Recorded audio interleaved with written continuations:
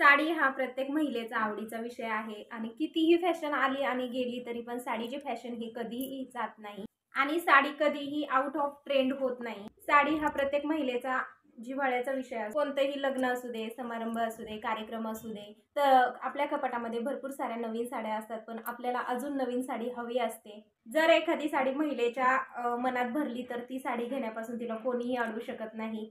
साडी हा महिलांचा किती आवडीचा विषय आहे हे ह्यावरूनच आपल्याला समजत असतं। साडीमध्ये परफेक्ट दिसावं, स्लिम दिसावं, खूप छान दिसावं अशी प्रत्येक महिलेची इच्छा असते। पण मुद्दा काय असतो की साडी नेसल्यानंतर आपण जाड दिसतो असं प्रत्येक महिलेला वाटत असतं, पण या विचाराने त्या साडी नेसायला टाळतात। पण साडीमध्ये आपण कधीही जाड दिसत नाही, म्हणून त्या साडी आवडीने कधी नेसत पण नाही। तर तुम्ही हेवी वेटच्या असाल ना आणि साडीमध्ये तुम्हाला ग्रेसफुल लुक हवा असेल ना, तर तुम्ही काही टिप्स जर फॉलो केल्या ना तर तुम्ही खूप छान आणि अप्रतिम दिसाल साडीमध्ये। जर तुम्हाला साडीमध्ये सुंदर, स्लिम आणि छान दिसायचं असेल तर तुम्ही या टिप्स नक्कीच फॉलो करा। Tip number 1, blouse fitting. आपल्या साडीचा ओव्हरऑल लुक हा आपल्या ब्लाउजवर डिपेंडिंग असतो।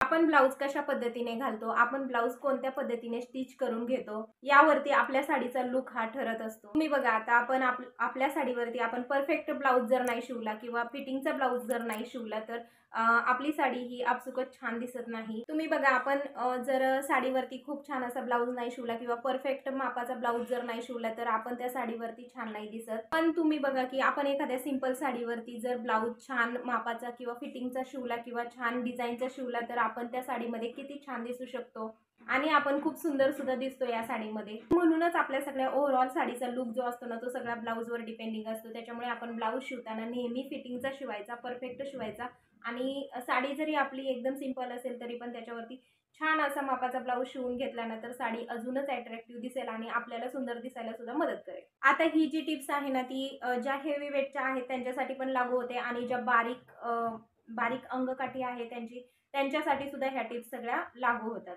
मी बऱ्याच महिलांना बघितलेलं आहे की ज्या हेवी वेटच्या आहेत ना त्या काय करतात की ब्लाउज स्टिच करताना खूप असा एकदम घट्ट असा स्टिच करून घेतात, टाईट ब्लाउज शिवून घेतात, घट्ट ब्लाउज शिवून घेतात आणि त्याच्यामुळे काय होतं तर टाईट ब्लाउज आपण स्टिच केल्यामुळे काय होतं की जी आपल्या पाठीमागे जी ब्लाउजची पट्टी असते ना त्या पट्टीच्या वरती आणि पट्टीच्या खालती आपलं जो शरीराची जी आपल्या चरबी असते ना ती चरबी दिसली जाते किंवा मग जो भाग जास्त आहे ना तो सगळा एक्सपोज होतो। त्याच्यामुळे आपण हेवी वेटच्या जर असाल तर असे ब्लाउज शिवणे कधीही टाळायचं आणि एकदम टाईट ब्लाउज स्टिच केल्यामुळे काय होतं की त्या ठिकाणी ना परमनंट एक खड्डा पडतो आणि खड्डा पडल्यामुळे काय होतं की मग सगळी फिटिंग पण बिघडून जाते आणि ब्लाउज पण छान दिसत नाही आणि आपण कोणतीही कितीही महागाची साडी घेतली तरी त्याच्यावरती आपण ब्लाउज कितीही छान शिवला तरी पण तो सूट होत नाही किंवा चांगला दिसत नाही। यासाठी तुम्ही ही एक टिप्स नक्की फॉलो करू शकता। त्याचबरोबर काही स्त्रिया एकदम लूज ब्लाउज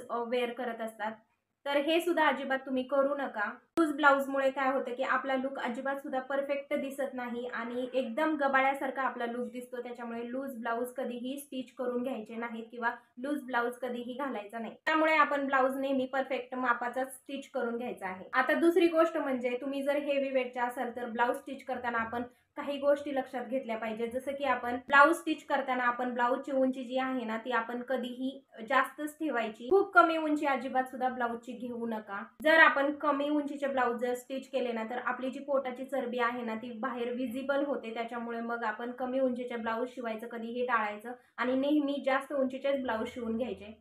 आणि कमी उंचीचे आपण जेव्हा ब्लाउज शिवून घेतो ना त्यावेळेस आपसुकच आपण जाड असल्यासारखं सुद्धा दिसतं। त्याच्यामुळे आपण कधीही जास्त उंचीचे ब्लाउज शिवून घ्यायचे, म्हणजेच काय तर आपण एकदम थोडंसं बारीक असल्यासारखं सुद्धा दिसेल आणि जास्त जाड असल्यासारखं सुद्धा वाटणार नाही। जर ब्लाउजची उंची आपण जास्त घेतली ना तर आपल्या पोटाची जी चरबी आहे किंवा मग जो भाग आपला व्हिजिबल होतो ना तर तो भाग हाईड होण्यास मदत होते। त्याच्यामुळे आपण ब्लाउजची उंची नेहमीही जास्तच ठेवायची। Tip number 2, blouse neck. जर तुम्ही हेवी वेटच्या असाल, तुम्हाला साडीमध्ये जर स्लिम दिसायचं असेल आणि कोणाची अपर बॉडी जर हेवी असेल, ब्लाउज आपण स्टिच करून घेताना ब्लाउजचे नेक जे गळ्यापर्यंत स्टिच केलेले असतात ना ते, जसं की बोट नेक असेल किंवा मग गळ्यापर्यंत ब्लाउज असेल किंवा कॉलरचे ब्लाउज असतील ना तर ते तशा प्रकारचे ब्लाउज तुम्ही अवॉइड करा आणि तुम्ही छान असे गळे असे पसरून स्टिच करून घ्या।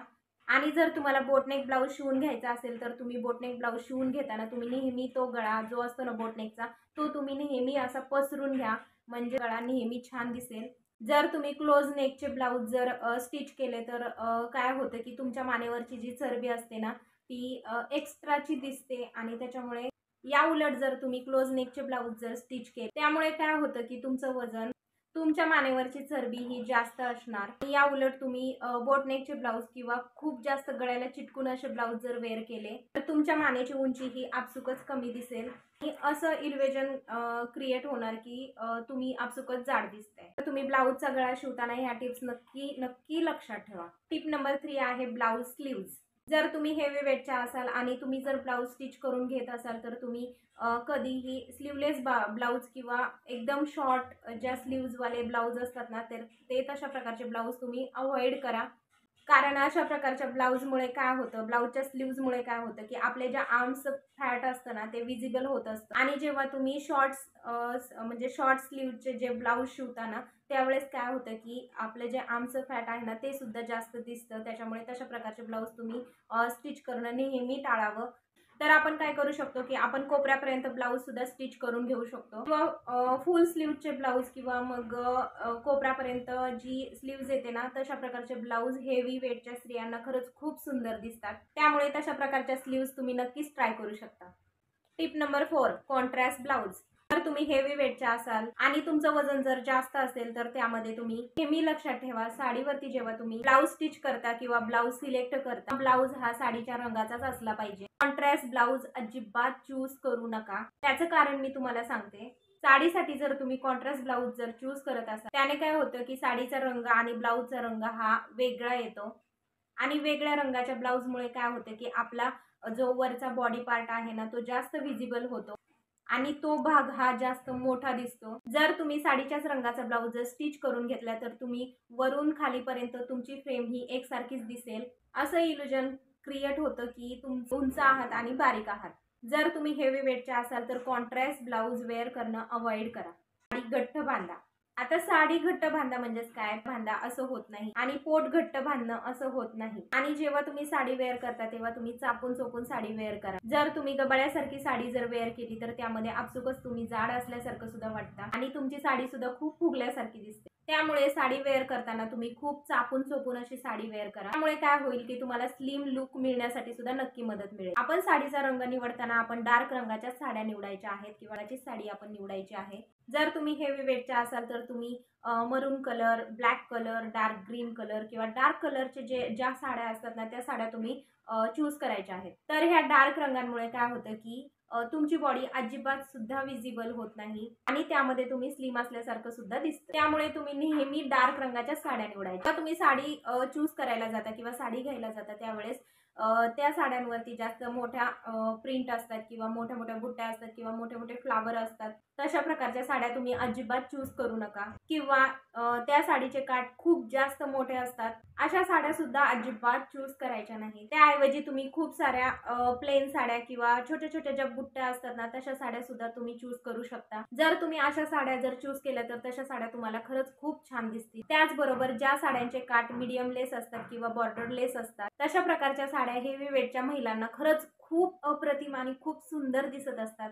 Tip number 5 petticoat. जी टिप्स मी तुम्हाला सांगणार आहे ना ती खरंच खूप छोटी टिप्स आहे पण खरंच खूप उपयोगी अशी टिप्स आहे। कारण आपली साडी आपण कशी नेसली जाणार आहे किंवा आपल्या साडीचा ओव्हरऑल लुक हा कसा दिसणार आहे हे सगळं त्या पेटीकोटवरच अवलंबून असतं। कारण जर आपण पेटीकोट चांगला वेअर केला तरच आपली साडी ही छान नेसली जाणार। जर तुम्हाला स्लिम लुक हवा असेल तर पेटीकोट कोणत्या प्रकारचा निवडायचा। मार्केटमध्ये खूप साऱ्या प्रमाणामध्ये पेटीकोट अवेलेबल आहे। पहिले आपण काय करायचो की ज्या पेटीकोटला खूप सारी डिझाईन किंवा झालर असते किंवा अशी नाजूकशी डिझाईन केलेली असते ना तशा प्रकारचे आपण परकर घेत असायचो। पण आता मार्केटमध्ये खूप साऱ्या प्रकारचे म्हणजे पेटीकोट आहेत ना ते अवेलेबल आहेत आणि वेगवेगळ्या व्हरायटीमध्ये अवेलेबल आहेत। जसं की स्लिम फिटवाले पेटीकोट असतात, लायकरा फॅब्रिकवाले पेटीकोट असतात जे की खूप जास्त सॉफ्ट असतात, मऊ असतात आणि खूप जास्त कम्फर्टेबल असतात। या पेटीकोटची खासियत म्हणजे या पेटीकोटला दोन्ही साईडला कट असतात। त्या कटमुळे आपण इझिली उठू शकतो, बसू शकतो, साडी छान अशी कॅरी पण करू शकतो। त्यामुळे साडी नेसताना आपण अशा प्रकारचे पेटीकोट नक्कीच यूज केले पाहिजे। या पेटीकोटमध्ये तुम्हाला खूप जास्त कम्फर्टेबल पण वाटेल आणि या पेटीकोटमध्ये खूप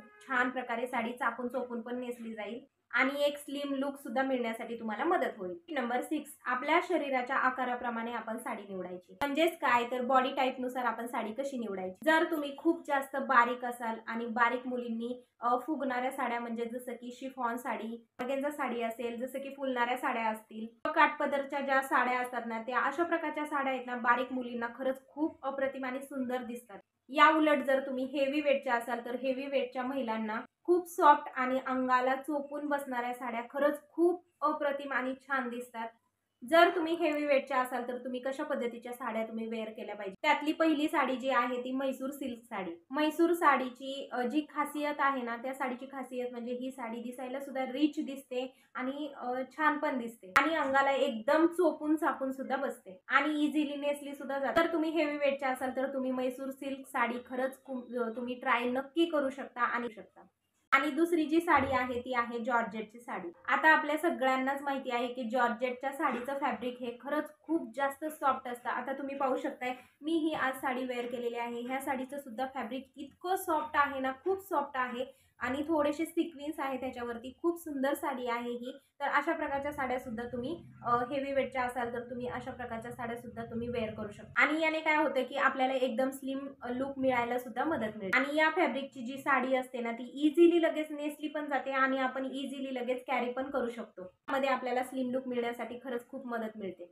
आणि मार्केटमध्ये विविध प्रकारच्या साड्या म्हणजे एकदम सॉफ्ट फॅब्रिकच्या साड्या सुद्धा अवेलेबल आहेत. त्याच्यामुळे काय होते की आपल्याला एक स्लिम लुक मिळायला सुद्धा मदत होते आणि आपला लुक एकदम अप्रतिम दिसतो. आता तिसरी जी साडी आहे ना, ती आहे रफल साडी. तर ही साडी जी आहे ना, ती खूप ट्रेंडिंग मध्ये साडी आहे. रफलच्या साडीमध्ये काय होतं की रफलच्या साडीला छानपैकी असे रफल बसवलेले असतात. त्याच्यामुळे काय होतं की जर तुम्ही हेवी वेटच्या असाल तर रफलमुळे आपली एक्सपोज जी बॉडी होते ना किंवा एक्सपोज जी चरबी होते ना, तर ती विजिबल व्हायला सुद्धा मदत होते. त्याच्यामुळे तुम्ही रफल साडी नक्कीच वापरू शकता आणि तुम्हाला छान लुक मिळायला सुद्धा मदत मिळते. या साडीमुळे काय होतं की आपल्याला एकदम स्लिम वेस्टर्न आणि अप्रतिम लुक मिळायला सुद्धा मदत होते. जर तुम्ही हेवी वेटच्या असाल तर अशा प्रकारच्या साड्या तुम्ही नक्कीच चूज करू शकता आणि वेअर करू शकता आणि खूप छान दिसू शकता. तर तुम्हाला आजचा व्हिडिओ कसा वाटला, आवडला का? आवडला असेल तर लाईक, शेअर, सबस्क्राईब करायला अजिबात विसरू नका. भेटूया अशाच नवनवीन ब्लॉगमध्ये. तोपर्यंत बाय बाय.